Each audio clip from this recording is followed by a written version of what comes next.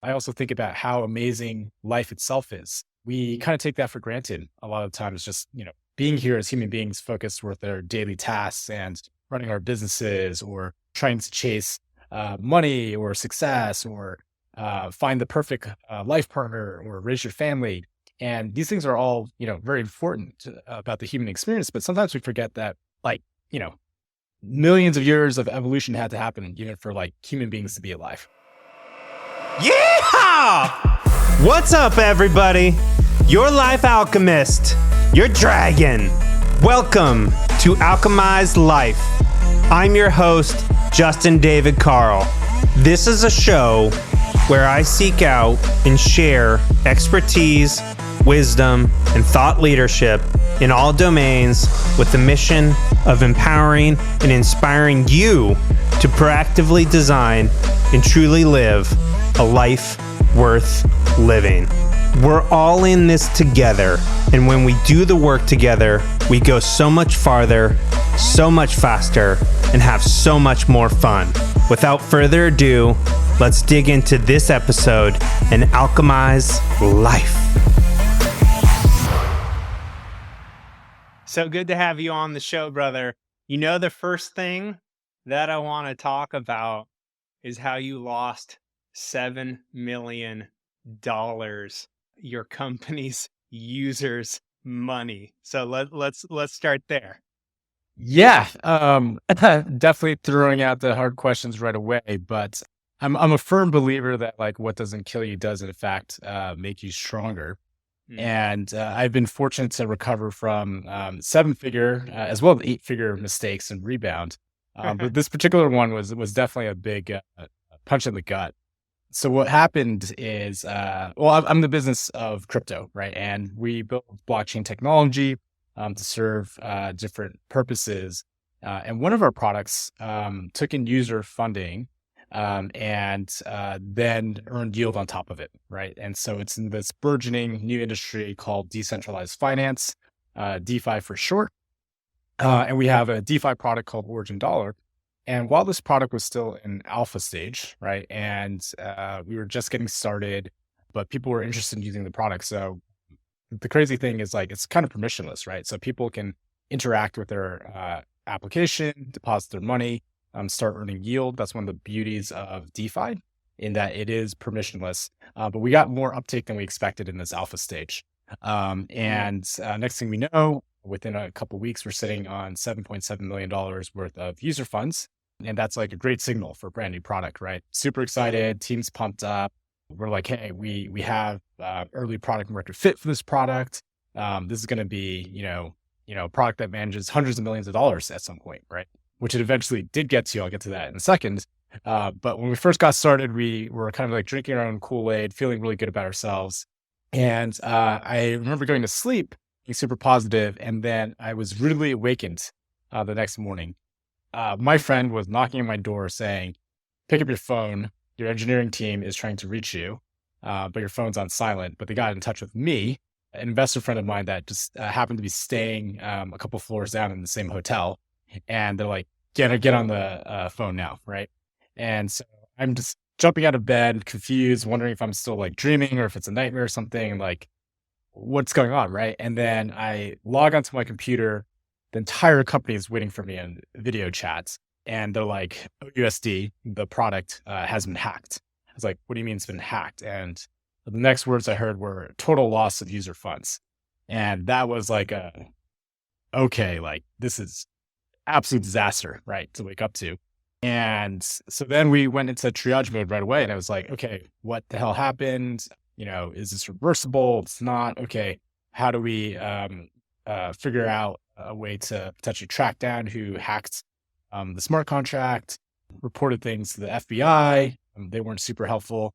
But at some point within the next like 48, 72 hours or so, it was pretty apparent to me that, hey, the money's not coming back, right? This is a big blow. We just lost a bunch of money that's affecting hundreds of different users. Some of them are early investors and friends. Others are just like angry people on the internet that are like, hey, you just like scammed us, like you stole our money. Is this an inside job? Absolute nightmare. But then it just became about like, okay, like is this moment going to break us, or can we rebound from it? And can we turn this into a success story? And it was just pure execution by the team. We were working around the clock. We had a day shift and a night shift. At the time, I was in Asia. A lot of the engineering team was in the US. And so we kind of like passed the baton over the 24-hour cycle, right, between the two teams. Whether that was interfacing with law enforcement or angry customers, or figuring out how to come up with like compensation plans, right? And so what we eventually decided to do, which I think ultimately was an amazing decision, is we decided to compensate all our users 100%. And this was done in two ways. So a portion of the money we just gave back out of our corporate treasury, which we had built up through venture capital, as well as some revenue generation in the earlier days. And then the other part of it was we gave a stake of our network to the people that were affected. And so for those unfamiliar with crypto, it's almost like in a traditional technology company, you have equity, right? You have shares of stock, right? And you can give those shares of stock to investors for a fundraising event, for example. In the world of cryptocurrency, a lot of different projects use cryptocurrency tokens instead that represent a stake of this decentralized network. It's not a stake in the company, it's a stake in the technology platform and services. And so we still had some of these tokens on the company balance sheet, and we decided to give these away as part of the compensation, right? And essentially, it's almost like, let's say like Wells Fargo got hacked and users lost money. Wells Fargo gives them some USD back, but then they give them shares of Wells Fargo, right? That's a little bit like the analogy, although cryptocurrency tokens aren't securities, right? They're a different asset class. But we gave that away to our customers, not knowing how they would react to it. And we also added a bit of like a time lock on it so that they couldn't just sell it right away, right? And we actually said, hey, like you can redeem and collect your tokens a year from now. Kind of a big bet on our part that, we were going to make our customers whole, and maybe even more so. And the amazing thing is that the stars lined up, right? So that was a really hard period of the company. We had a lot of angry customers, investors lost faith in us. There have been some, moments of internal strife where internal team members, for a moment lost faith as well. But as things started progressing and as we started building more value into the network, next thing we know, when people were claiming the full amount of their compensation, our cryptocurrency token had rocketed, right? And it was one of the best performing assets for that time period. And so people were getting like 5x, 10x their money back. So eventually people were celebrating the hack. They're like, hey, I lost money with Origin, but they did the right thing. And a year later, I'm up like 5x what I lost. And so that was a good success story for us and also for our customers. I never really want to go through it again. Probably the most stressful period of my life as an entrepreneur. And I've been an entrepreneur for over a decade across multiple different companies. Again, what doesn't kill you can make you stronger. Yeah, I absolutely love that. So for the audience, to actually introduce my guest, so Matt or Matthew Liu, he's my friend from Stanford.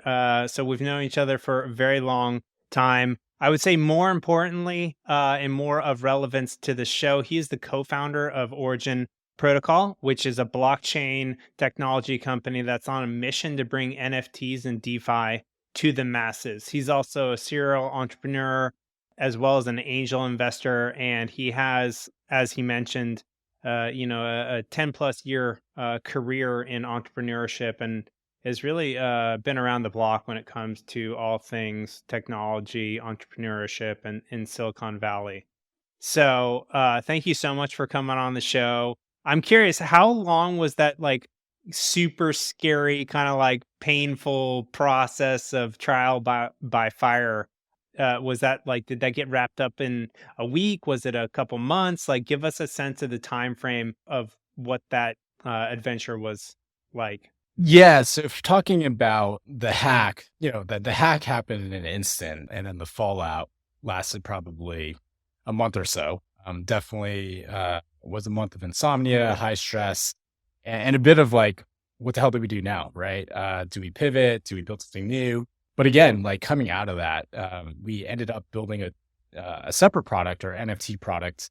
NFT stands for non-fungible tokens. And that has become a business on its own, right? And so In a way, I think if we didn't go through that disaster, we wouldn't have had the foresight and also the luck to build a product in this completely different sub vertical within crypto that has also done quite well, right? We've done a bunch of record-breaking NFT drops, worked with a bunch of celebrities and influencers. We now count Paris Hilton as an advisor and investor to the company, other, tier A type personalities. And, we've been able to build this brand new business that would never have come to fruition if we didn't have to go through our trial by fire, as you call it. Yeah.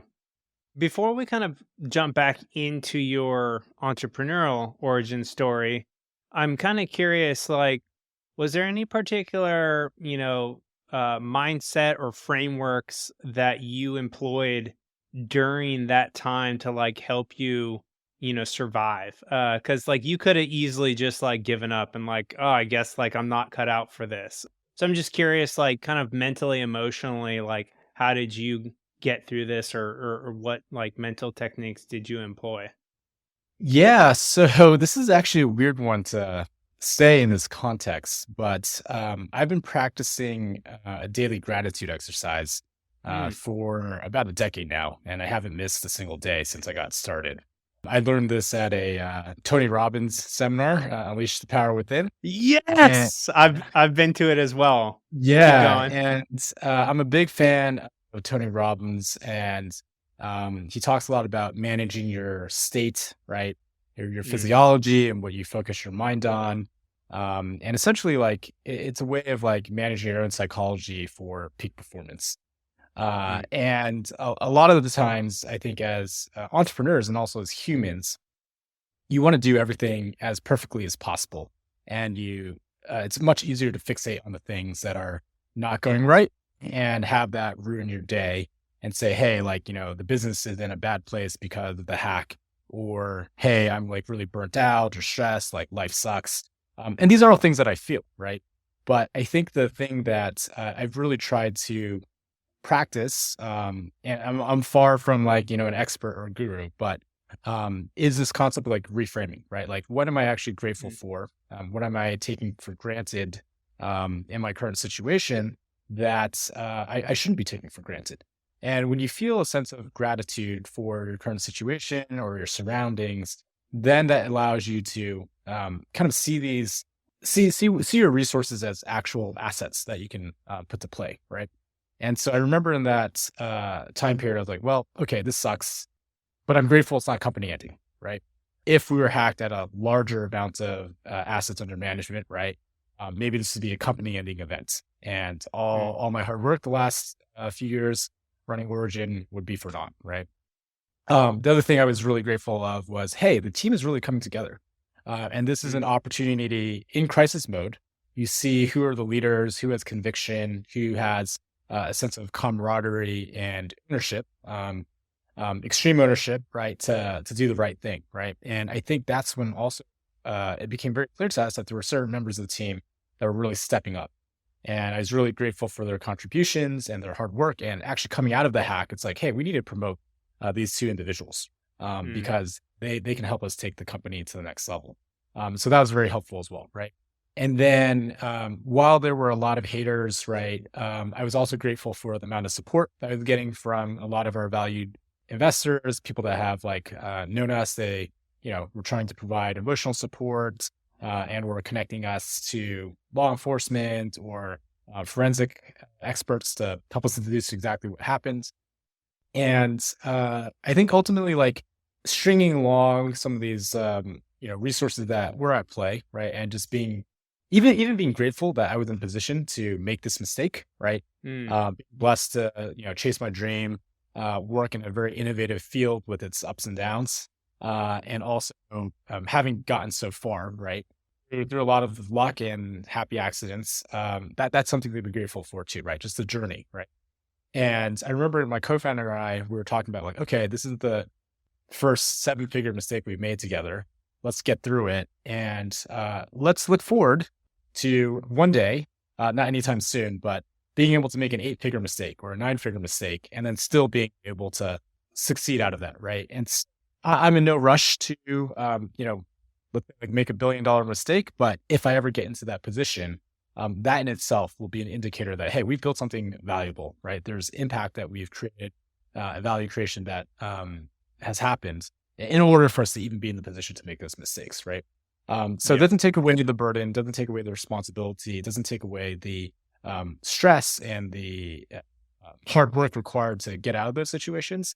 But when I was able to reframe like that, it allowed me to, get off my ass and to say, hey, let's get stuff done, right? Let's work hard, let's problem solve, let's get through this period of darkness and, come out on top, right?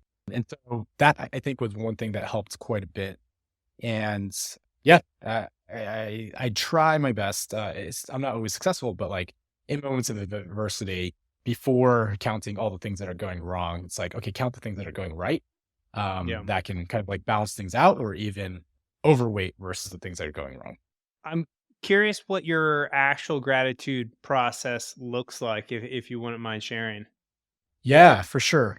So it's almost like a active visualization exercise. So I've played the same playlist pretty much for the last decade. I play kind of like inspirational music, right? One of the songs is from like Gladiator, right? Another one is from Transformers. Another one is from the Tony Robbins seminar. I had to actually Shazam it. But they're kind of like these instrumental, inspirational pieces of music that in and of themselves can get you, feeling like you're going into battle, right? Or you're about to do something noble, noteworthy. And then for each of these songs, I kind of visualize different things, progressing from kind of like small daily things that I might be grateful for to larger, more meta things over the course of around 15 minutes or so. So I start out and just might say like, hey, today I'm grateful that I'm going to be able to connect with Justin, right? Like we haven't talked in a while. And this is an opportunity for us to not only share this podcast together, but also just kind of re-engage on a personal level, right? Or today I'm grateful that like, I slept really well, right? I deal with insomnia. And so whenever I sleep well, like I say like, hey, like my day's off to a great start.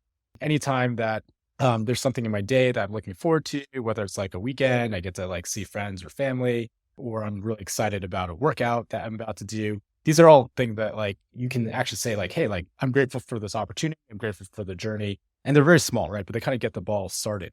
And then kind of like the next song, like I step it up a lot, right? And so I think about things that are a little bit higher level, right? Around like, hey, I have amazing coworkers, right? And for whatever reason, there are a bunch of people that have trusted me with this particular facet of their career and are aligned with the mission and the strategy that we've crafted. And it's an absolute pleasure to work with this team. And so I'm grateful for that, right? I'm grateful for how much love that my parents share with me. I'm grateful for the role that different friends play in my life to support me, et cetera. And just like even recounting the number of people that have your back gets you in a good mood, right? You're like, hey, I can take the world on, and it's not just me against the world, right? It's my family, it's my friends, it's my coworkers, it's my investors. It's people that like I even give back to, right? People that I mentor or have invested in, right? And there's just like this army of people around the world that I have relationships with, and just going through and just counting those relationships and what they mean to me is a big part of what I do. And then the last part is even a little bit more, I would say, meta, right? Like I think about all the things that have had to go right for me to even be alive, right? Like my grandparents had to meet at the right time, and their parents had to meet at the right time. And my mom had to meet my dad, right? And I also think about how amazing life itself is. We kind of take that for granted a lot of times, just, being here as human beings focused with their daily tasks and running our businesses or trying to chase money or success or find the perfect life partner or raise your family. And these things are all, very important about the human experience. But sometimes we forget that, like, millions of years of evolution had to happen, for like human beings to be alive, right? And, the earth having the right conditions to even like support carbon-based life forms is like infinitesimally small probabilities, right? And there isn't life all over the rest of the universe, that at least that we haven't found yet, right? So like, how lucky are we to even be alive, to have our five senses, to be able to like kind of have our 70, 80 years on Earth, if we're lucky, to experience that which does not exist in the rest of the universe, right? And sometimes I go even like a little bit crazier, one level higher, which is Let's go crazy. Keep going. yeah. If you study like quantum physics, the universe almost shouldn't exist, right? The number of like they call them like the constants of the universe, right? There's like these like six numbers, right? Like the speed of light, like the rate of gravity, the strength of like the strong and weak nuclear forces. Like there's these different like physical constants where when the universe formed with the Big Bang, right? If the universe expanded a little bit more quickly by just like 1%, 5%, then matter would never form because the universe would have expanded too quickly, right? Or if the rate of gravity was slightly off by just like a few percentage points, then the universe would have collapsed upon itself after the Big Bang because gravity would have contracted everything. And so even like matter, atoms, like, the physical experience, like outside of our human bodies, like this is all like a huge miracle in a way, right? And so that's something else to be grateful for. So anyways, I guess like in summary, I go through this process and I think different people can come up with different things that they're grateful for.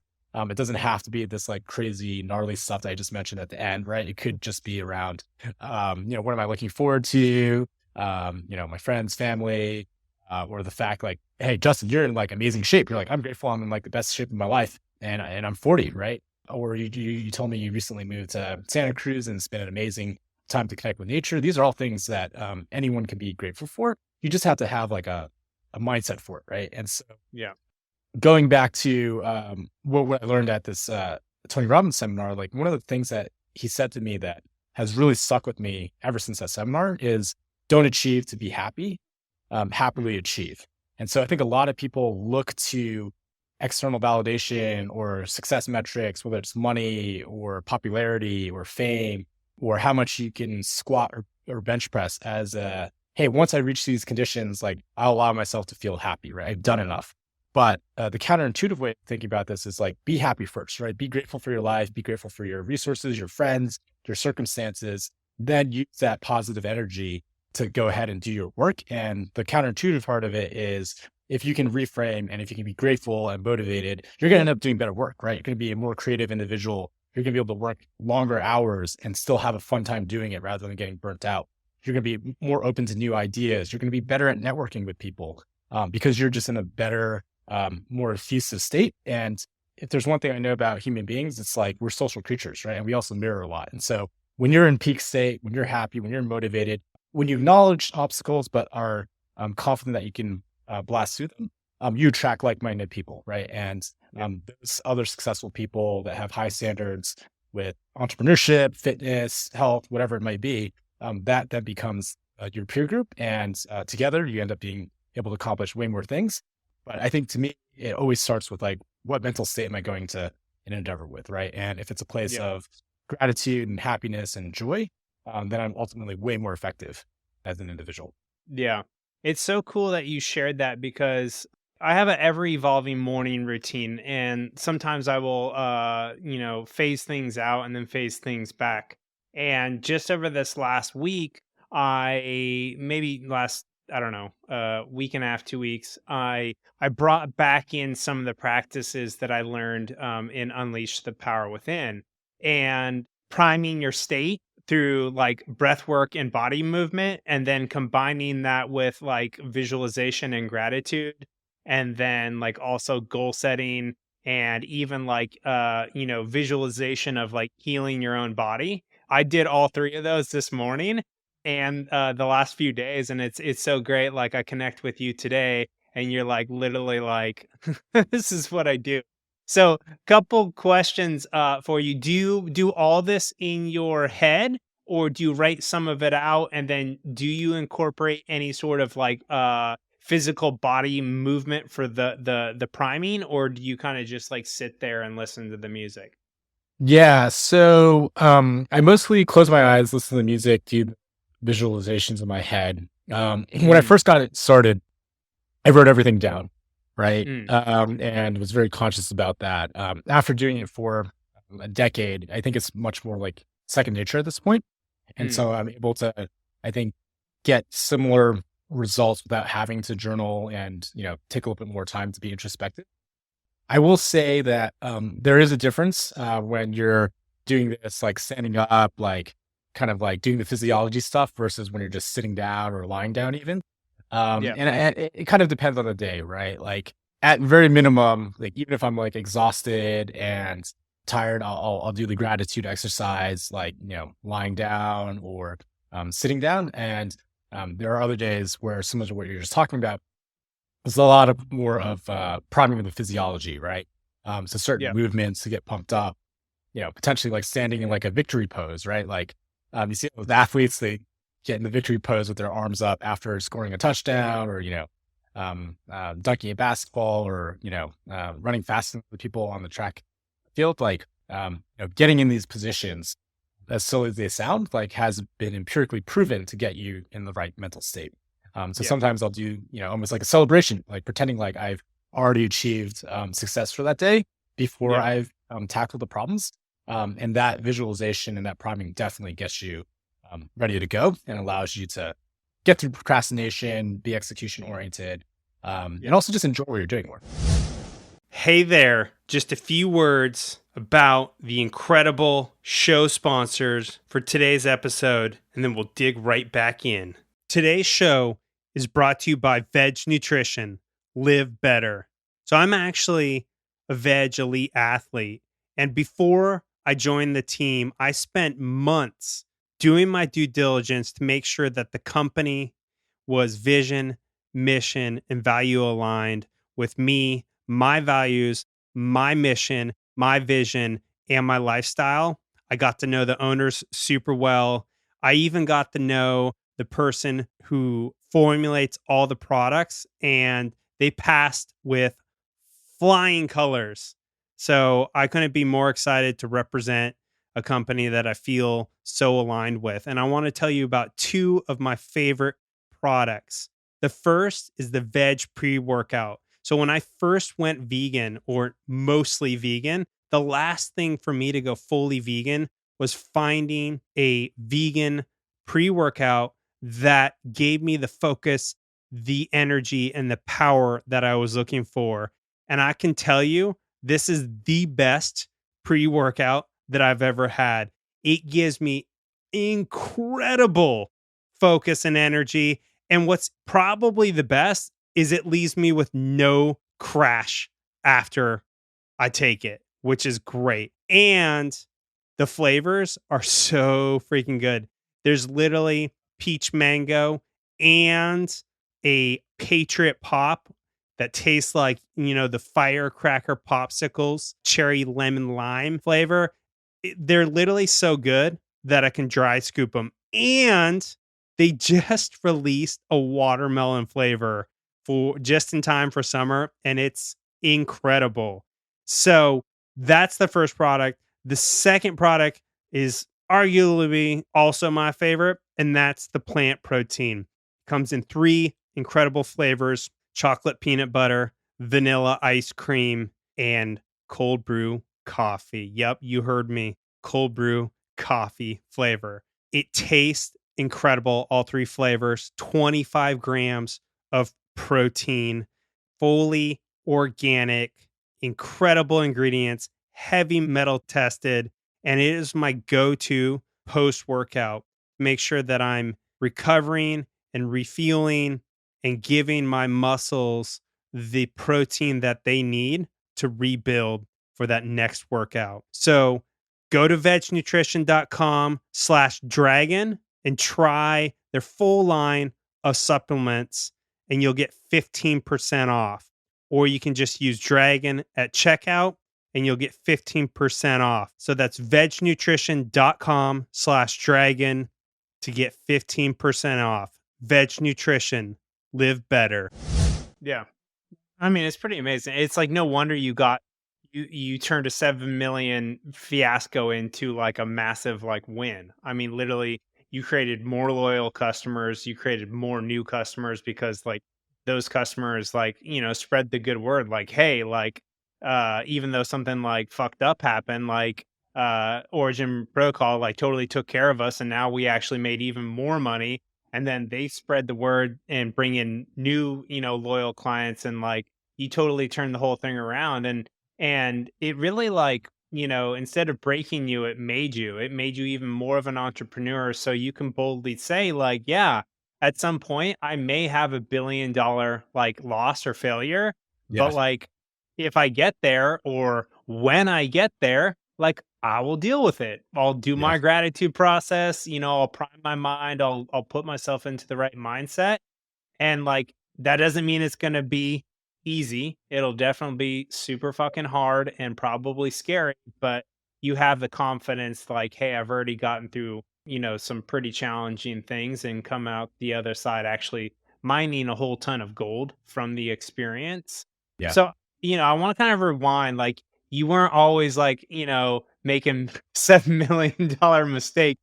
Like, at one, when I first met you, we were freshmen at Stanford University, and maybe at least for me, the most work kind of experience I had was being a waiter at a restaurant. Like, so take us back. After you graduated, Stanford.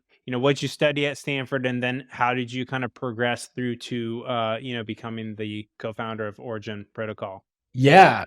Actually, when I first started at Stanford, I didn't know I wanted to be an entrepreneur, and I didn't know that I wanted to Mm, create. At the time, it was like, should I be a doctor? Should I become an engineer? And I was definitely dealing with, some of the, social pressures of my parents and what their definitions of success were, right? Getting really good grades, working in a big, stable company, having a large salary. But Stanford is definitely a very unique environment, right? There are a lot of people that are very creative and entrepreneurial.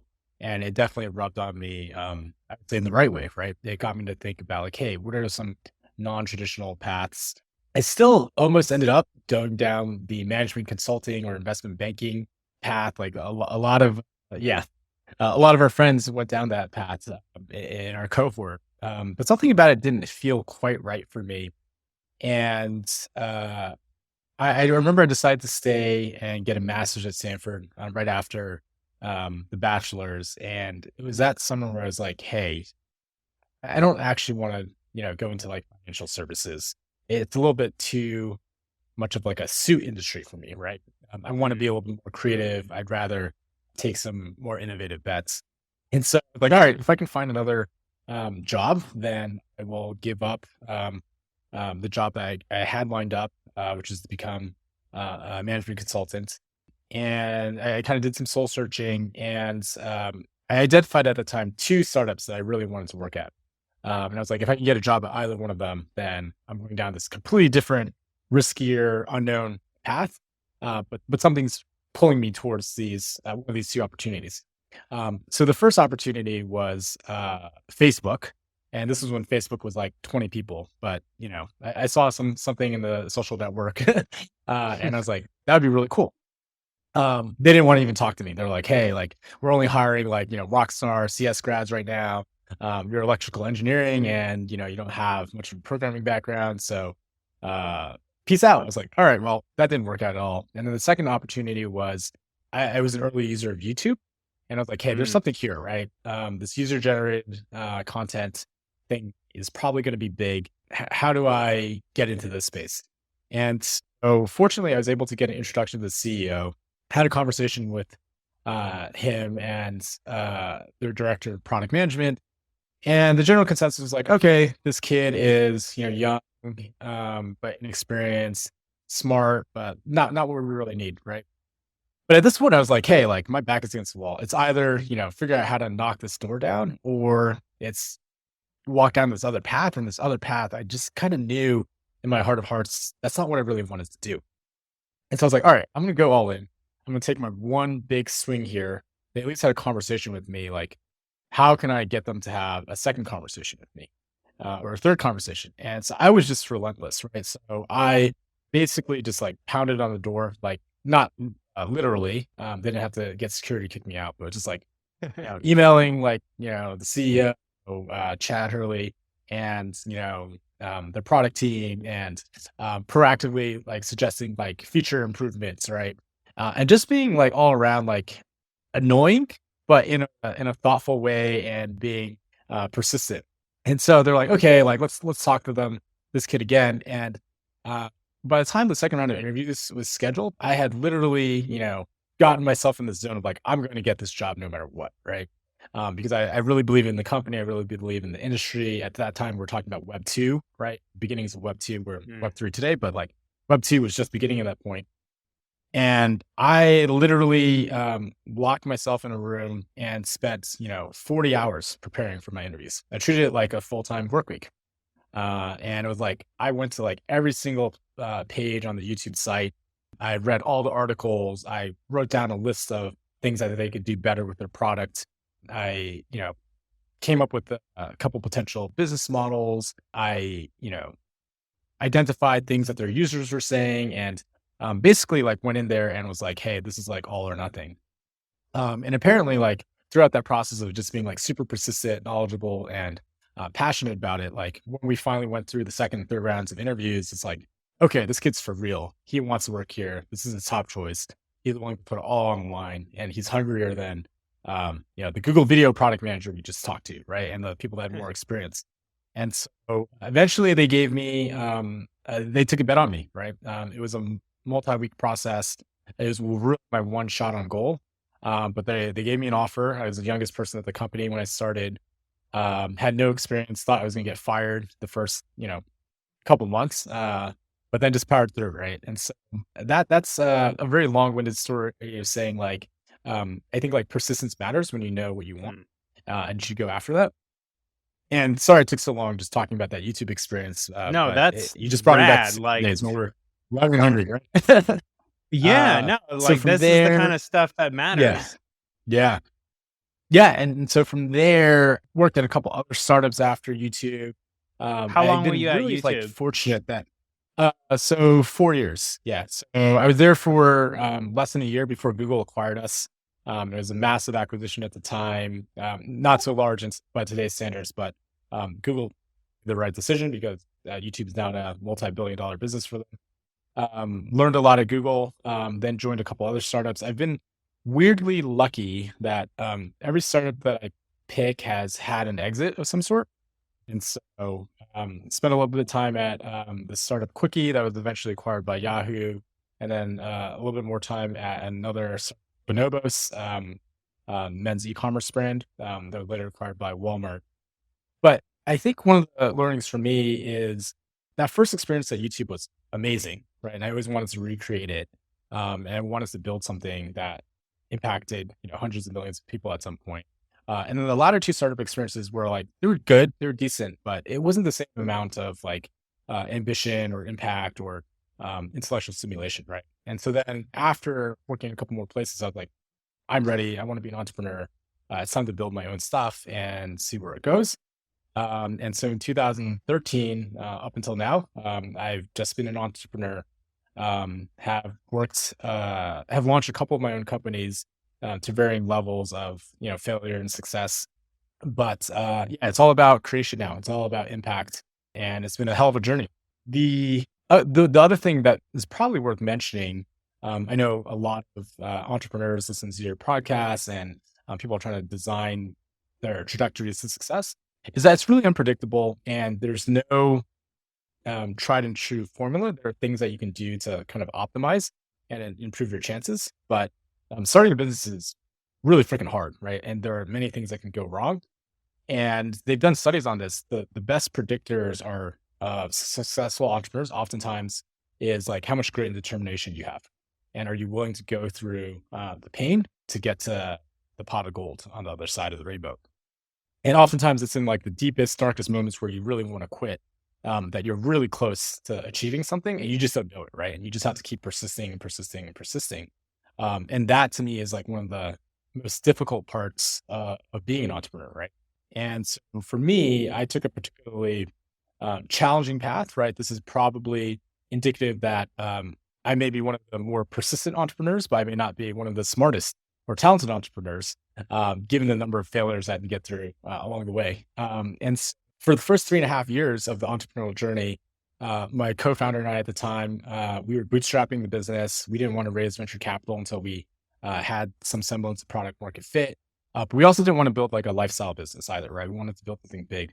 And that kind of created an awkward tension where oftentimes when you try to build something big, you want to have raised venture capital and have sold people on the vision, hired people. It's really hard to build a startup with just a couple people, right? But we didn't want to, build something small that could potentially generate like residual cash flows and be a successful business, but didn't require venture capital. And so it was a weird position for us. We ended up building about like 10 or 12 different product experiments in 3.5 years. Didn't take any salary. We're just burning through our savings. It was also one of the most transformative periods of my life because I learned a bit of how to do everything. Prior to that, I was a product manager for many years. Product managers are great at learning how to kind of drive teams, the vision, manage, etc. But they're not actually necessarily great at doing all the time. So I couldn't code, I couldn't design, I couldn't sell. I was used to working with larger teams. But being a 2-person startup with no paycheck, it's like, well, now it's just on me, right? And so through this 3.5 year grind, I learned how to do front end engineering and eventually back end engineering. I learned how to do product design and use Sketch and Photoshop and all that. I learned how to call customers and get them to say yes instead of saying no, right? A lot of cold calls, a lot of rejections, getting a lot of thick skin. But I think the thing that I learned the most is I guess pain I could tolerate and how much patience was required. And there were many times where I almost quit. I literally was probably about, a month away from, hanging up the gloves and just getting a job when I kind of was really lucky to start working with my current co-founder at Origin, Josh. And so there was a period of time where I was basically burnt out, ready to quit. And me and my former co-founder, Jonathan, were basically out of steam right after this period of time. But Josh, my current co-founder, came back from a sabbatical. He had started multiple companies, but gotten recharged. And then he started, hanging out with us and we were hacking and stuff together and kind of reinvigorated my energy. And yeah, I remember giving myself a deadline as of when I would, quit an entrepreneur and get a real job and become an adult. And it's like the iPhone battery at 1%, right? Where's the charger? Can I get a charger to keep going? And then my current co-founder, Josh, he supplied that battery pack, right? We started working together really well. I had a couple ideas and he's like, these are great ideas. Let's do them, right? Let's not overthink. And we started working on stuff. And then within a couple months, we all of a sudden had a referral marketing business that was generating 7 figures of revenue, right? And I was like, it can be that easy. I just went through 3+ years of pain. And then all of a sudden we have this 7-figure business. And all right, this is the right guy to work with. We built that up pretty quickly. It was never going to be a massive startup, but we were happy that it was basically paying the bills and giving us capital that we plowed into crypto, which leads to the later part of the story. And thereafter, we then were like, well, let's try this other idea. And so we took a vacation or workation to Mexico, hold up together for a week where during the daytime we go kind of kayaking or swimming or whatever. And then nighttime we just code. And in the course of a week, we launched the second business. It was a bill negotiation service.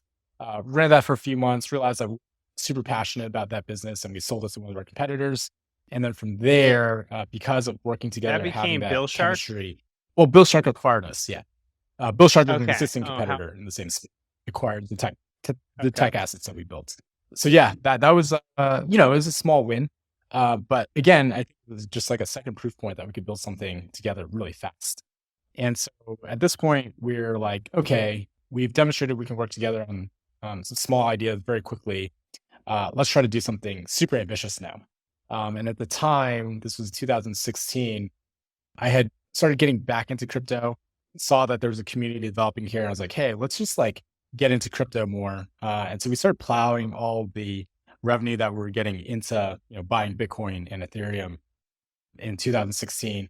And we started writing our own trading bots to dollar cost average into crypto to identify arbitrage opportunities across exchanges. And basically just and build our own portfolio management tools, because none of this stuff existed at that point. And then we got totally immersed into the industry. And then at some point we're like, hey, let's actually build a startup. And in 2017, that's when we decided to start Origin. And we've been running ever since for the past 5 years. And it didn't get easier necessarily, right? We had to pivot multiple times as Origin, build multiple products. And even today, there's still a lot of challenges and hurdles. I guess the entrepreneurial journey never quite ends in terms of its difficulties. The problems just become more worthwhile and higher quality, and the mistakes can be more expensive. To the earlier part of our conversation. Yeah. So, before we dive more into Origin and kind of like the current product offerings and what you do, I had kind of two more like meta questions. And the first one is like Sure. it seems like you kind of like have predicted earlier than most kind of like new waves of technology. Like you identified like that YouTube was going to be like really big, and then you kind of like also started same thing with the crypto and blockchain technology. You saw that, and it seems like there's kind of like a bit of a theme of you catching these waves really early on. And I'm just curious if you are able to um consciously understand like how you do that or why you do that, or if that's just like something that's like completely subconscious and you've always been that way. I don't think I've always been that way. Growing up, I was much more, I would say, like middle of the pack in terms of risk tolerance and Hmm. curiosity. Like I was really good at school and what teachers taught me, but there wasn't as much intrinsic intellectual curiosity. And so I do think it is a Hmm. learned behavior, and I do think it's something that anyone can really learn if they put their minds to it. And I think for me, there are a couple components. One is like surround yourself with the people that you admire and respect. They oftentimes will be able to have information asymmetry, right? And so I knew I wanted to learn more about technology and startups. So I was surrounding myself with other folks that were into startups, meeting some venture capitalists. That was part of it because people starting companies and people investing in companies oftentimes are the ones that see them at their early stages, right? And so that part is helpful right before the general public knows what's going on. And so I think that network is quite important. The second piece is just having that curiosity to try things out. I think experiential learning is very important if you're an entrepreneur, right? Like when I was younger, there's a lot of reading about business plans and business strategy, and I got a master's in management science, which is a little bit helpful, but the truly helpful stuff is just by doing stuff, right? Like playing with some apps and seeing if you know, get a strong visceral reaction from this, right? And, there's certain apps where like you play with them, you're like, there's something here, right? And what what could it turn into? So I think, yeah, surrounding yourself with the best people to get information, taking an experience-oriented approach to actually play with things hands-on. And then I think the third part is being able to suspend disbelief for a reason, for a bit, right? With any new technology or with any startup, there are hundreds of reasons why it won't work, and most of the people look at the reasons that it won't work. Similar to our earlier Mm. part of the conversation, where it's like most people look at all the reasons my day sucks and I'm stressed out, and life is not going my way, right? But then if you're able to then take the counterpoint and say, let me look at the things that are working, Mm. or what if it does like turn into a massive opportunity, right? What does the future look like if this technology works, or if this goes mainstream? That's a different mindset. And again, I think you find what you're looking for. So when you are looking for problems and reasons for failure, reasons why things don't work, you can be like, yeah, it's not worth it, right? I'm not going to take that risk. I'm not going to take that bet. But when you're looking proactively for reasons for a new enabling technology to work, or a particular startup to be successful, you might not be right. You could make mistakes, but that general pattern means that you're erring on the side of taking a little bit more risk, of being earlier, of being open minded, of being creative. And I think those mindsets allow you to potentially spot trends before they're obvious to other people. I love that. Follow-up question that's similar to this is, and maybe it's the same thing, but you mentioned things to optimize for the entrepreneurial journey as kind of Yeah. like that is one thing you can do, but you're still gonna like run into a shit ton of pain and have to have an incredible amount of persistence. What, Yeah, in your view, are those things to optimize? that's a great question. So, okay, one basic foundation is your physical, mental, and emotional health, right?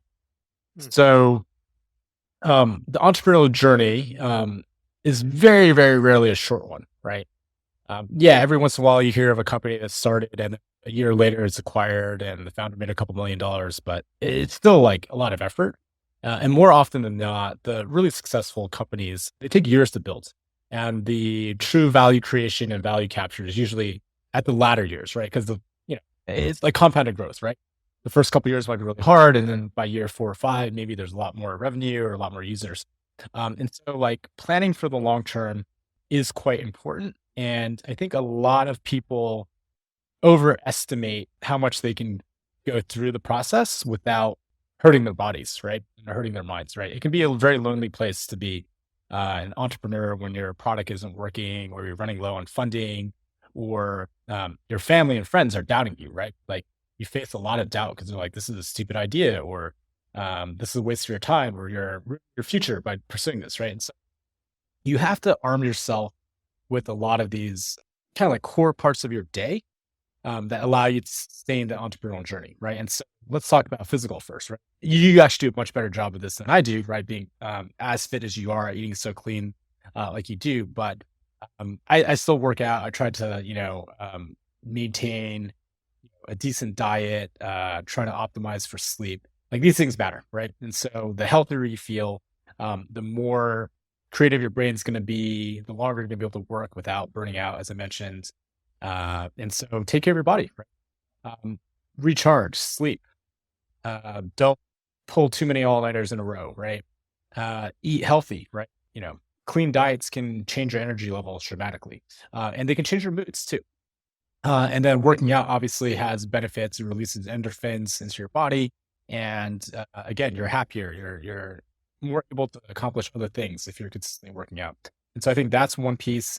I think another big piece is around mental clarity. As an entrepreneur, you face a lot of challenges, a lot of people pulling on you, your customers or employees or investors, and you have to be able to like center yourself and organize your thoughts. And you have to be able to say no to a lot of things. And mm, that's a lesson that was very hard to learn for me because I'm used to multitasking, used to optimizing, used to tackling everything. And even today, I'm still trying to improve that. But some of the tool sets are like a daily meditation, right? Meditation is one of those things that when I first started, it's like, this sucks. It's a waste of time. I don't feel any benefits. But again, with all things that are great, oftentimes it's compounded growth, right? And so the more you consistently meditate, then at some point you're like, oh, I'm thinking more clearly, right? I'm less affected when negative circumstances happen. I'm able to like breathe and understand, okay, something didn't go my way, but how do I fix it, right? How do I pause, come up with the right strategy and tactics and solve this problem rather than just like throwing my hands up there and saying, oh, I failed. This sucks. Like, let me go cry for like 3 days. And so that's something that like was helpful for like the hack that we talked about, right? Like, all right, like my entire body is like agitated. I'm feeling like stress and fear and disappointment and pain. Let's sit with those feelings for a little bit, understand that it's a natural part of the process, but let's try to then meditate and over the course of a couple days, get clarity. Like, all right, like this terrible circumstance, but, and I feel these negative emotions, but also I'm able to get some clarity as to how to proceed, right? I'm able to get some grounding around what are the right things so that this doesn't happen again. And what are the other things to employ so that I can like get out of this? And so I think like meditation is a big piece. And then the rest of it around like emotional mental health also is like the gratitude thing is a big piece, but also talk to people, right? I didn't do this in my earlier career as an entrepreneur, and that sucks, right? If you don't have people to talk to you and support you, it makes the journey much, much harder. So I think I'm always a person that will recommend don't be a solo founder, right? Have one or mm, two co-founders that you can share your war stories with and make sure ideas better. And you also have the emotional support. Sometimes you'll be in a great state and your co-founder needs you to pull them up. Sometimes they'll be flipped and you're going to be in a moment of despair, but your co-founder's gonna be like, hey, it's gonna be okay. I'm going to run with this piece of it, right? So that part is, I would say, almost like a requirement. I think being a solo founder is very, very challenging. Another part of it is like you can get a coach, you can get a therapist. I have a executive management coach that helps me get clarity on strategic decisions and gets a little bit out of the weeds, right? And I think that's really important as a leader in the company. And I also have a therapist, right? There's like a weird stigma sometimes of like, hey, you have to do it on your own, or if you talk to a therapist or coach, that means you don't have what it takes, and you should just like work 100 hours a week and clench your teeth and just grind through everything. I'm not saying don't grind; you should definitely grind, but you can have a support system, right? You can have someone to vent to. You can have someone to help you get more aligned internally, right? Figure out why you're doing what you're doing, what your values are, and based on those values, what your actions are going to be. It'll help you kind of crystallize like why you're being an entrepreneur, right? And they're all fine reasons. Are you doing it to get financial independence? Are you doing it to get fuck you rich, right? Are you doing it to solve some problem that you really want to see solved in the world, right? Are you doing it because you don't like working for other people, right? And you want that ability to kind of call the shots, right? These are all like fine things to feel, but oftentimes it's good to get clarity as to like, why is it that I'm doing this, right? And kind of stack rank things are important to me because you're going to have to make trade-offs at times, right? If you decide to raise venture capital, you're going to have to give up some of that ownership and some of that authority, right? Or you can bootstrap everything and you have 100% ownership with you and your co-founders, but you may give up some of that scale impact. The types of people that you hire are also going to be determined by what your values are and what you care about. And so having support systems to help you clarify these things and also hold yourself accountable, those are all quite good. So yeah, I would say, yeah, these are not rocket science things I'm mentioning right here, right? A lot of entrepreneurs, have these things, but I would say, yeah, take care of your body, right? Take care of your minds, do meditation, do gratitude, talk to professionals that can coach you, mentor you, talk to a therapist if you feel like a therapist will help you overcome some of the hard times, and then have a support network, right? Your co-founder, your teammates, other founders that believe in you, that you can trade stories with.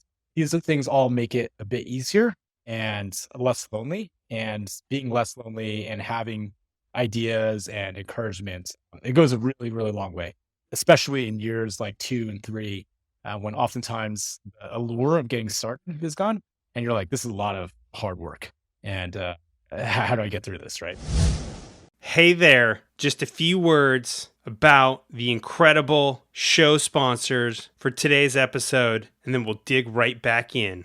This show is brought to you by Feel Free from Botanic Tonics. This product is unlike anything I've ever had before. No joke. It's made with kava root and other ancient plants, and just half a shot gives me this incredible sense of focused flow and productivity. And I love to take just half a shot right before I work out. I take it with my pre-workout, and it takes my workouts to the next level. It is seriously unlike anything I've ever had. It's also an incredible productivity tool for any big work projects that you have or long periods of time where you just need to be super focused in flow state and get a lot of shit done. So if you want to give this a shot, you can go to botanictonics.com and use code DRAGON at checkout to get 40% off your first order. No joke, 40% off with code DRAGON.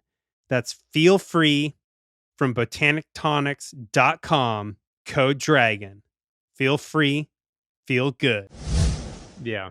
No, absolutely. I really love that message. And it's a message I promote a lot is, humans are literally built to work together. And it's, you go so much farther, so much faster, and you have so much more fun, like when you do the work with others. And that can come in the form of mentors, coaches, therapists, colleagues, friends, being parts of, mastermind groups, or like even part of like meetups that are kind of like into the same, business or lifestyle that you're going after. So I think And then really you're looking at like mind, body, and spirit, right? Kind of spiritual Yeah. health being like encapsulated within the emotional health, through meditation.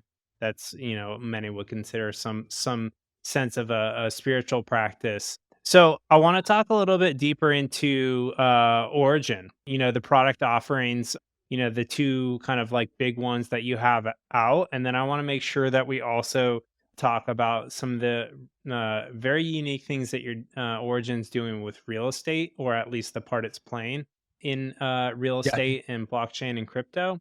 So let's talk about those three things next. So what are the two main products of Origin? Yeah. So this is an interesting spot for us as a company because usually as a startup, you only have one product. But again, if you listen to my story, we have a lot of grit and determination. We pivoted a bunch of times, and we somehow managed to have two different business units that both have traction and are doing well. Right. So the first of which is called Origin Dollar, and I guess in the most simplified way, it's like how do you earn a yield on your money that's going to beat traditional bank accounts by a factor of 10 or sometimes even a factor of 100, right? And so Origin Dollar allows you to earn it anywhere from like 2% at kind of like the lowest of earning rates to we've seen 50, 60% a year at some junctures. But over the last year, it's averaged 10% for the last year, right? And so that absolutely quashes traditional savings accounts. And it's very, very low risk compared to, let's say, like the stock market or trading volatile cryptocurrencies. And the idea with Origin Dollar is we allow users to deposit capital into the protocol. And I'm using that word specifically because it's not deposited with Origin, the company, right? It's deposited into the platform that we've created. And that protocol is a series of smart contracts on the Ethereum blockchain. I can go into that in a little more detail if you want the ins and outs of that. But it automatically allocates users' capital to various earning strategies in the world of decentralized finance. And taking one step back, decentralized finance is this huge movement within the world of cryptocurrencies with the intention of, hey, how do we disrupt traditional finance? How do we disrupt traditional banks and trading markets and derivative markets? And so there's within decentralized finance DeFi, there are additional subcategories. But the way to think about it is like all these different parts of decentralized finance allow for outsized earning potential on your capital, and it's truly like a beauty to behold, right? And so, as an example, one of the strategies that Origin Dollar OUSD uses is basically putting capital up, right? That other people can borrow, and so there are these lending borrow protocols, and then if you lend capital out, you earn interest on it, right? But it's done in an automated fashion. And so you can do it with counterparties that you don't know. It's not like going to the bank and saying, hey, let me deposit capital. And the bank then finds people to lend that capital to. And on the flip side, you can borrow capital from other people without even knowing who they are, right? These smart contracts in the blockchain are sophisticated enough that they can do basically banking operations in a programmatic and automatic way. And because the intermediaries along the way have been cut out and you don't have a bunch of people taking their fees, the actual rates that you can get as a lender are significantly higher, right? And so that's one of the ways that DeFi and OUSD specifically is able to earn these high yields compared to what you'd be able to get in traditional finance. There are a couple other different strategies involved, but yeah, I would say in summary, it's a way for people to earn, on average about 10% a year on US dollar denominated currencies. So there's currency volatility, and it's also self-custody. So basically, let's say I send you $1 million OUSD, Justin, right? You'll get that in your wallet, and you don't really have to do anything. It just sits in your wallet. And then on the back end, that money is earning for you. And on a daily basis, you'll see that number go up. The end of a year, Justin, you might see 1.2 million units of OUSD that can be pretty easily redeemed for 1.2 million actual US dollars. Mm. But it's been sitting in your wallet the whole time, right? You didn't have to deposit it anywhere. You hold it in your own wallet. You control your capital. But just by holding the currency itself, it automatically increases the number of units. And you can earn like a very, very, very strong competitive rate. In many respects, I almost see it as like, it's almost like a bit of a small miracle, right? You can take your capital, you can hold it, right? And in your own custody, you can earn massive interest rates on this thing. And it just does it like automatically for you, right? You don't have to think. Yeah. That's first product line we had. It's also the Real product quick that was before originally you, hacked. Yeah. yeah, I want to make sure that you explain what a stable coin is. For Yeah. like because OUSD is a stable coin, but like for those who don't understand what that is, that's gonna not. Let's break that down for the audience real quick. Sure. Yeah. Yeah. So a stable coin is a cryptocurrency that's designed to be pegged to a fiat currency. And the most popular stable coins are pegged to the US dollar.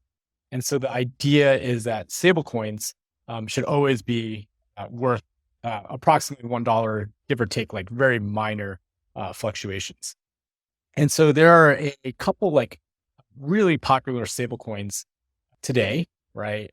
Three most popular are USDT, SDC, and then DAI. And in these markets, you're literally able to redeem these for US dollars on virtually a one-to-one basis at this point. So USDC is just as an example of the stablecoin issued by Circle and Coinbase. And in order to get 1 unit of USDC, someone else has actually deposited $1 to their custody solution. But why would you deposit $1 to get 1 USDC? Well, the reason you want to do that is your $1, right? Just imagine your paper currency or your currency sitting in your traditional bank. That can only run on certain payment systems, right? I can take that dollar, I can give it to a cashier, or I can send that dollar to you over like ACH or wire transfer. But that dollar does not operate on blockchain networks. But when you convert that dollar into 1 unit of USDC or 1 unit of USDT as examples, then it can run on blockchain networks. It can run on the Ethereum blockchain. It can run on other blockchains like Solana or Avalanche. There's a whole host of them. But the idea is this money takes on a digital representation that can be sent across all these different networks and can be used in cryptocurrency lending or market making or for transactions if I'm like paying you back or if you're going to pay let's say like a software vendor for services or you're paying a consultant or accountant, you can pay them with this currency that is pegged to the US dollar and then can be redeemed for a US dollar by one of these providers. And so OUSD is also a stable coin. And the way OUSD works is it essentially takes these other stable coins that are backed by a dollar and allows you to change USDC or USDT or DAI into OUSD, which is our stable coin. But what happens on the back end is these stable coins are then being used to earn yield in some of the ways that I mentioned before.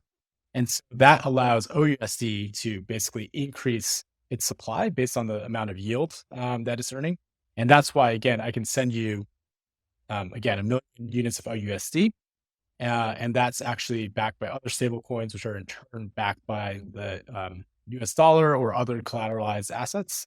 And then it can earn yield. And again, the net result after, kind of multiple layers of technology and interfacing with, traditional finance systems and blockchain technology. And then ultimately that results in these like decentralized finance systems is we can deliver this magical product to you that allows you to earn these pretty insane yields without currency volatility. That's very safe. Earlier, hack incident removed, obviously, since we increased our security and safety in the last few years. And can just be a powerful passive earning asset for you. Yeah. I mean, that'd be pretty awesome to, have 1 million OUSD and be getting like 100 grand a year, yield. Like that's plenty of money to live off for most people with very low, Absolutely. volatility and risk. So I appreciate you kind of diving into the weeds there. I just want to make sure the audience fully understood how stable coins work, and why they're, a lot safer than, say, like, if I were to put like $1 million into Bitcoin or Ethereum, but then like Bitcoin and Yeah. Ethereum like went down in their value suddenly, especially lately, that $1 million could be worth only 200,000, and I've lost all, Yeah. 80% of my value. Whereas if it was in OUSD, doesn't matter if Ethereum or Bitcoin go down. All that matters is what yield am I earning, and even if that goes down to, Yeah. say, like 2%, that's still I still have $1 million plus 2% yield, versus, Correct. losing a ton of value. So I appreciate you kind of breaking that down Yeah. for me and the audience. So let's talk about the other product, the other business unit of Origin. Yeah. The second business unit is called Origin Story, and it's essentially a NFT platform. NFT stands for non-fungible token. This is a term that I don't expect many people to be using in the mainstream in a couple of years from now. But the way to think about it is an NFT is a digital representation of pretty much anything. What the NFT allows you to do is prove digital ownership of whenever it's attached to the NFT, as well as prove digital scarcity, right? Everyone can see how many units of it there are. Hmm. And there's also digital provenance. Provenance is like how has this NFT been traded amongst different wallets? What is the chain of ownership, right? And so these are all kind of like abstract principles when you just talk about them in those terms. But if you kind of like extrapolate out, it means that entire industries can be disrupted with NFT technology. And there's been a lot of hype with NFTs in the last year and a half or so as speculative instruments, as digital art. And that's one piece of it. NFTs can be used as digital art.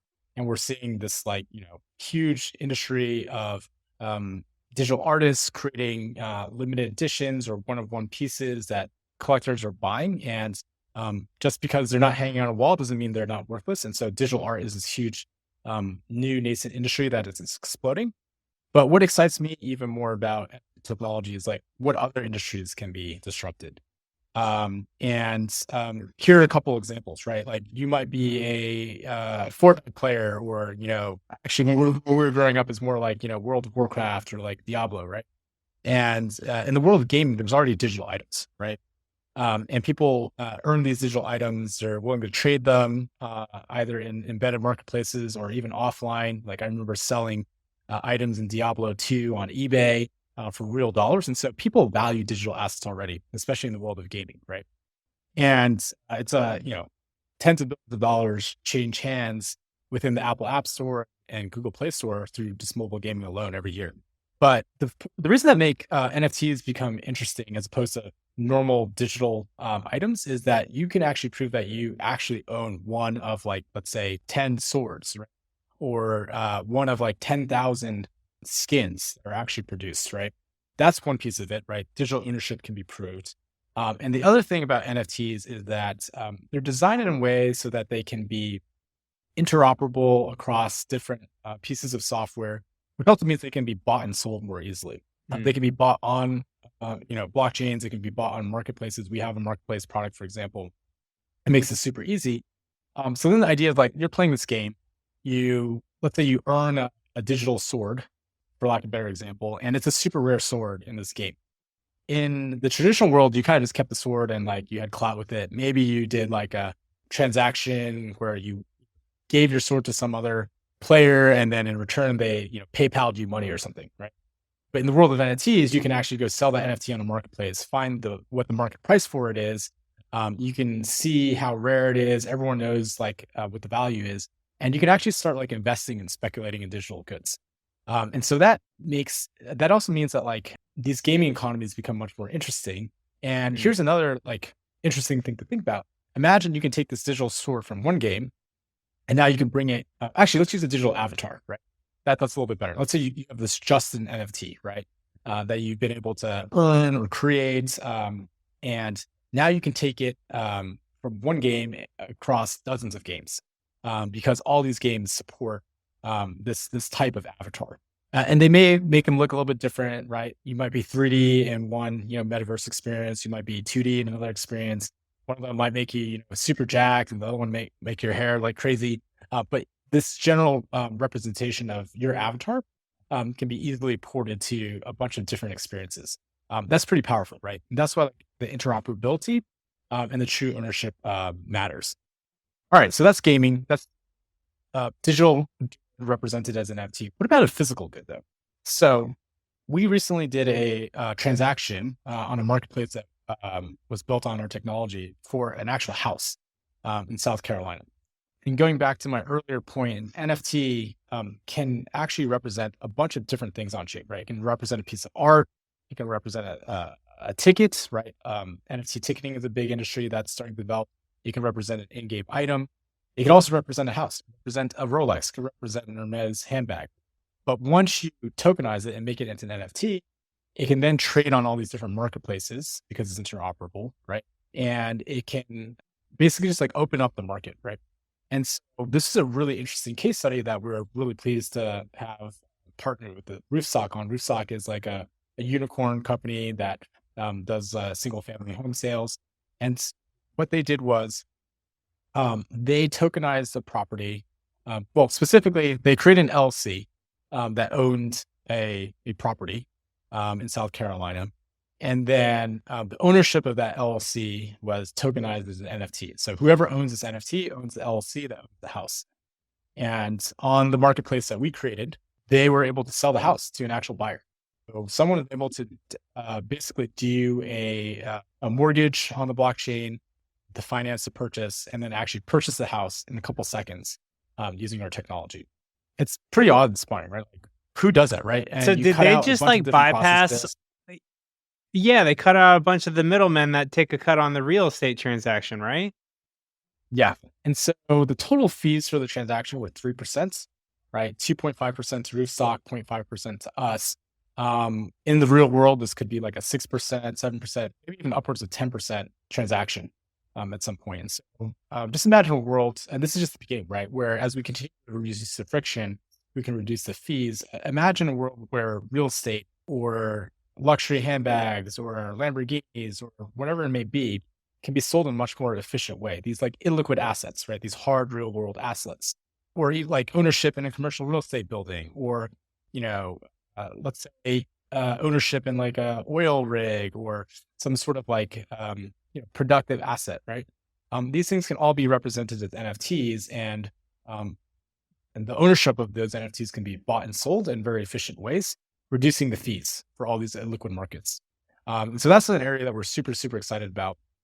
I kind of went off on a tangent to describe NFTs in general, but what Origin Story does is it's a NFT platform that has many different parts, right? So we work with creators and companies like Roofstock and brands to basically supply their NFT needs, almost like a Shopify did for e-commerce, right? And so we allow people to sell their NFTs direct to consumer, but we also allow for the secondary trading of NFTs and white label marketplaces. So Justin, you could set up your own NFT site to sell vegan dragon NFTs, right? Or you can set up your own marketplace that allows your fans of this podcast to, buy and sell your NFTs. Maybe those NFTs offer your fans like access to your workouts, right? Or one-on-one coaching sessions or whatever, right? You can attach these utilities and use cases to NFTs. But our technology powers like the creation, the buying and selling, as well as some of the analytics and engagement tools around it. And so, yeah, we're in the business of working with all different types of partners, whether they're gaming companies or NFT artists, or now we're getting into real estate. Ideally, we can build the right flexible technology platform so that a lot of these different use cases I outlined a few minutes ago can be served by our technology. Hey there, just a few words about the incredible show sponsors for today's episode, and then we'll dig right back in. Today's show is brought to you by Fit Rich Vegan. If you're ready to get in the best shape of your life, double your income, and 10x your savings and investments, then this is the coaching program for you. But wait a minute, Dragon. Isn't this your coaching program? Heck yeah, it is. I spent the last 8 years mastering my fitness and my finances, and I've built an incredible coaching program with an incredible team to help you get the body of your dreams and finally achieve that level of financial success that you've been seeking. So if you want to find out if you're a good fit for the program, go to fitrichvegan.com and book your free consultation today. Or you can just DM me on Instagram with the words Fit Rich Vegan, and we can chat about if it's going to be a good fit for you. I'm committed to empowering people to actually achieve their fitness and financial goals. I spent the last 20 years trying to figure this out on my own. And what I realized is the key to doing it is not doing it alone. You have to have coaches, you have to have mentors, and you have to be a part of masterminds. And that's exactly what Fit Rich Vegan has. It has coaches, mentors, and it is a mastermind. So again, if you're ready to book your free consultation today, go to fitrichvegan.com or drop me a DM on Instagram. Yeah. I mean, I absolutely love this because it creates more freedom in a sense of commerce and transaction, right? So like right now, for example, like Patreon kind of has like cornered the market on like supporting artists in various ways.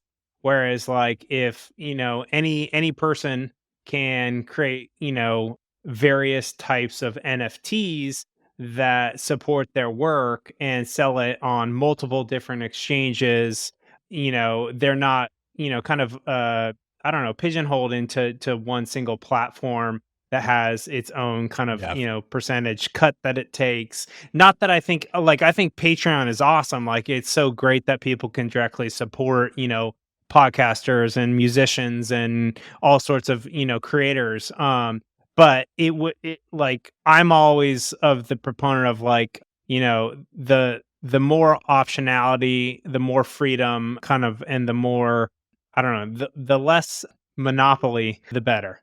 Yeah, I totally agree. And I think Patreon has done phenomenal work. I'm a huge fan of what they've done. And, we know some of the co-founders from for days. I do think Yeah. NFTs are like this new evolution, right? NFTs allow creators to almost like segregate between their normal fans and their super fans. A good Mm, example of this is we've done MC sales for celebrities, right? For like Paris Hilton, mainstream DJs like Cashmere and Don Diablo and Blau. We've worked with a couple different brands like Rolling Stone, etc. And what you can kind of attach to these NFTs, right? And don't even think of them as like necessarily NFTs, but think of them as like access passes, right?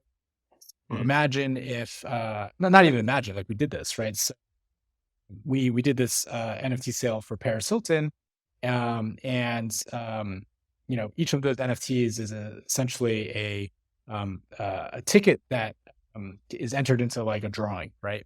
And so people that bought our NFTs, 11 of them are going to be able to go to her house in Beverly Hills and have a meal with her. I think we gave away like 111 signed posters. We gave away like Twitter follows and things like that. And so someone on mm, Patreon's like, hey, this is a way to get people to engage.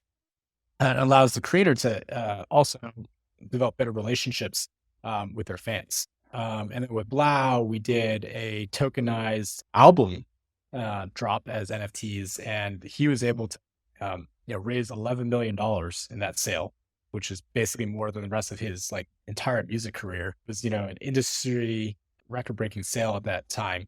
But it's truly unique what like super fans are willing to pay for if those assets themselves, these NFT assets have great utility and use cases or access to celebrities or influencers or creators. And we're seeing a lot more of this, right? We're seeing, again, companies experimenting with NFT tickets, right? So each NFT is actually a ticket to a show or a sporting event. And there are advantages to this over paper tickets because you can avoid ticket scalpers, right? That digital ownership and provenance that, hey, this is officially from the team or the creator or the performer, that can all be like publicly auditable and proven.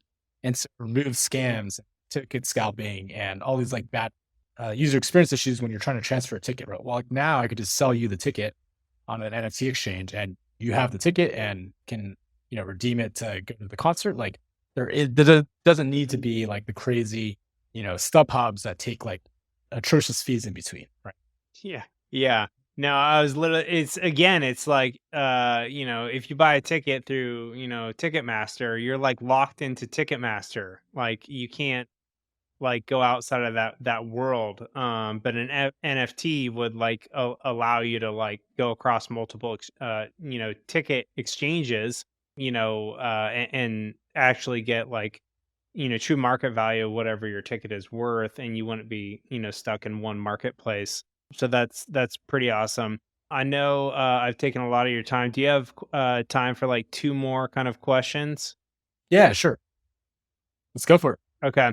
So I want to make sure because like this is the first podcast that on my show that's gone deep into crypto, and so I think a lot of people, they see a lot of like shiny diamonds and Yeah. a lot of glittering gold, and a lot of people like get into crypto and they just get their ass handed to them. So from somebody like you who has really been in this business for a long time and been through some pretty big trials. What Yeah. is the best way to not get scammed? Yeah. So the answer to this question, I think, depends on the level of sophistication and effort you want to put in as an Hmm. investor. So Hmm. for people that are new to crypto, I would recommend that you stick with, I would say like the top, 50 coins or so, right? You can check that up on CoinMarketCap uh, or CoinGecko. And crypto is going to be volatile, right? Unless you're only in stablecoins, the volatility is going to be much higher than in traditional investments like equities. And so part of it is like, how do you manage that downside risk while still being in the right position to capture the enormous upside? And so crypto goes in these cycles, and the upside is like crazy, right? You'll see the market increase by like 10, 15, 20x. But the downside can be pretty bad too. You'll see drawdowns of like 85%, 90% in some cases in the bear market. It's really hard to time the market. I can say that if you take a long-term perspective, every single time there's a major crash is probably a good time to start buying. And I don't recommend necessarily buying large chunks when there's a crash, but I like to increase my positions with dollar cost averaging. Right? So buy a small amount every single day. Maybe it's just a cup of coffee's worth. You can set automated buys in Coinbase or FTX, and crypto is going to be here as enabling technology. It's going to be around, right? It's not going away at this point. It's not going to zero, even if it's dropped 80% in the past year, right? And so actually now is probably a really good time to start dollar cost averaging in. It may Hmm. not be the very bottom of the bottom, but most of the pain is gone. And so I think as a novice crypto investor, I probably pick up Bitcoin, Ethereum, some of the other layer one blockchains like Solana, Avalanche, etc. Obviously, we produce our own tokens, OGN and OGV. So I'll give a light, advertisement to purchase those if you liked what you heard on this podcast and believe in the vision that we're going after. But a good way to buy is dollar cost averaging, right? It's really hard to Hmm. time the perfect bottom, and it's really hard to time the perfect up with crypto too, right? And so when you're selling, it's also better to sell over a period of time Hmm. than all at once. Dollar At cost least, selling, is that what it would be yeah. cost? I don't know what the term is, right? But you can set it up so like, hey, like I want to get out of this position. Over time, let me sell 5% a day for 20 days, or like 1% of my position for 100 days, right? Then Hmm. you can just like not think about it, and you can kind of go for not the absolute peaks to sell, not the absolute bottoms to buy, but you can play the market that way. So that's kind of what I would do as someone that isn't doing this full time. Now, if you're able to devote a lot more time and effort into this, there's actually a huge amount of information asymmetry and alpha, that's like investment edge, that you can glean from just being in the right communities, being part of the conversation. And a lot of it happens publicly on like Twitter. Crypto Twitter is a big phenomenon. And so make sure you follow the, very proven investors, and they'll often give tips. They'll oftentimes reveal what trades they're making. If you're even more sophisticated than that, there are these on-chain analytics tools. So Dune Analytics is a good piece of software to use. Nansen is another one. You do have to pay a subscription for Nansen, but the data is really good, right? And you can literally track the wallets, some of the top investors in the space, and see what they're buying and see when they're selling. And so the way you can copy trade some of the very best investors by using some of the software. And that's always better than just like listening to a random YouTube influencer or whatever, right? Like when you track where the money is and where people are not just speaking about it, right? They put their money where their mouth is. That's when you can know that this is probably a better recommendation. And some of these tools allow you to track the influencers' wallets as well, right? So those are some ways to basically get a little bit of an edge on the market. Again, if you're a little bit more risk averse, I would recommend you look into our product, USD, origin dollar. You can earn 10% yields over the course of a year without taking currency volatility risk. There are other yield products as well. If you're more interested in the yield as opposed to actual price appreciation. And then I would say that there are the next step after that, right? If you get good with trading some of these publicly traded tokens, is like, how do you get into kind of the private deals? For the longest time, it was basically the venture capitalists that dominated private investing, right? Investing in stage startups, and you had to be an LP in those funds. You wouldn't even be able to see those deals. Then angel investors started, getting a little piece of the pie. AngelList came as a platform that allowed, normal people, right? Doctors, lawyers, people with like decent salaries to start investing. But even then it was like accredited investors, and like, you don't see as much deal flow. Crypto is opening that up so that there are more and more deals, and there are also opportunities to invest more at a private level. There are platforms like CoinList or Republic Crypto that allow people to invest at the earliest stages. Now, those are riskier bets because there's a chance the companies just go out of business and the tokens go to zero. But you pick the right one, you might make a 200x. And in many cases, like just being intelligent and being on some of these platforms can be quite lucrative. So yeah, I think those are my recommendations as to how people can get started as well as level up the crypto game. Awesome. I really appreciate you kind of diving into that, because I think unfortunately a lot of people do just like, they start watching some YouTube crypto influencer, and then they're like, they totally lose all their money and they're like totally burned and they get out of it. Whereas if they took a little bit more time to, do some research, do some studying, and, go slow, they, as well as kind of, diversify in the ways in which one gets into crypto. Like, so for example, like I dollar cost average into, Bitcoin and Ethereum. And, looking forward to actually also adding OUSD because I want to support you. And, I just love what you're doing. And that's one more diversification for me, right? For sure. On something that can earn yield. And then also, for me, like, I don't think Ethereum or Bitcoin are going to go away. I think there's too much technology built on top of them. Whereas like some of the other coins, like may or may not be around in 5 to 10 years. So that's right. that's like my way of playing it safer. Now it's a lot more risky than say traditional finance.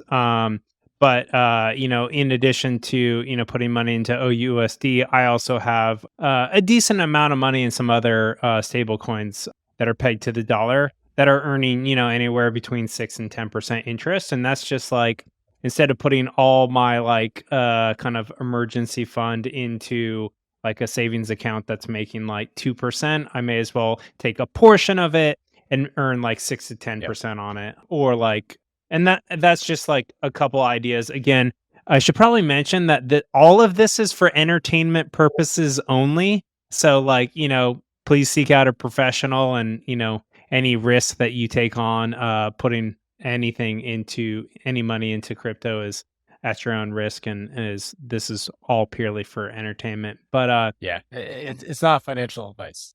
Yeah. Are there any additional topics that you'd like to cover before we wind this down, or any kind of last words of wisdom or requests from the audience that you would like to make? I think just one point about what you were talking about, like the risk associated with crypto. I just wanted to add like one additional point of clarification. I think you're right. Like, Bitcoin and Ethereum, they're going to be more volatile than, a certain, like, let's say the S&P 500, right?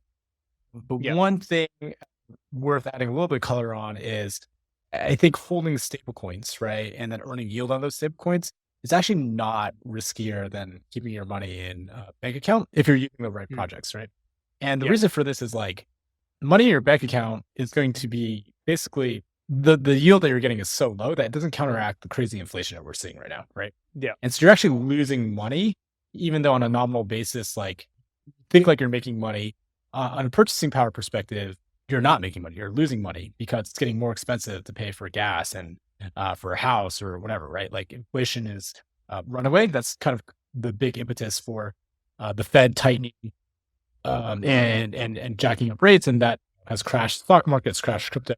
But to counteract that inflation, I do think it is a reasonable approach to move your money into stable coins and start earning a yield that's much more competitive than savings account, right? Like, you're protecting more of your actual purchasing power that way without any added risk.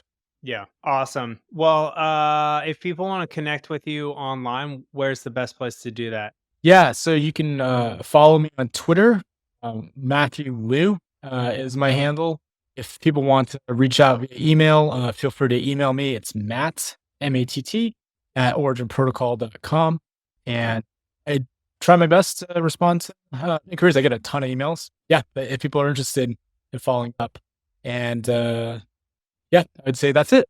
Awesome. Brother, definitely going to have you back on the show, because it's just like, crypto blockchain technology, it's evolving so much. Like, even, if you come back in a couple months, there'll just be so much more to talk about. And there's so many things that I didn't get to. Like, I wanted to dive deeper into angel investing and, probably more stuff around mindset and personal development, because similar to you, lifelong fan of Tony Robbins and just really developing oneself. So we'll have you back on the show. Thank you so much for your time, your energy, your wisdom, your expertise, being vulnerable about how much fucking pain you went through and how hard things got, and just, how persistent you've had to be. So I really appreciate you coming on the show, brother. Yeah, absolutely. The pleasure is all mine. It's really great to spend time with you and your audience, and definitely looking forward to the next one. It's a great conversation. Thanks, brother. Thanks for tuning in. And remember, literally everything can be used as an opportunity to learn, to heal, to grow, and to transform. So whatever is going on in your life, choose to consciously and proactively harness that energy and use it to alchemize your life to the next level. If you enjoyed the show, please share it with a friend or on your favorite social media, and leave us a review on your favorite podcast platform. As always, you can find me at Justin David Carl on Instagram and all the socials, as well as at alchemizelife.com on the web.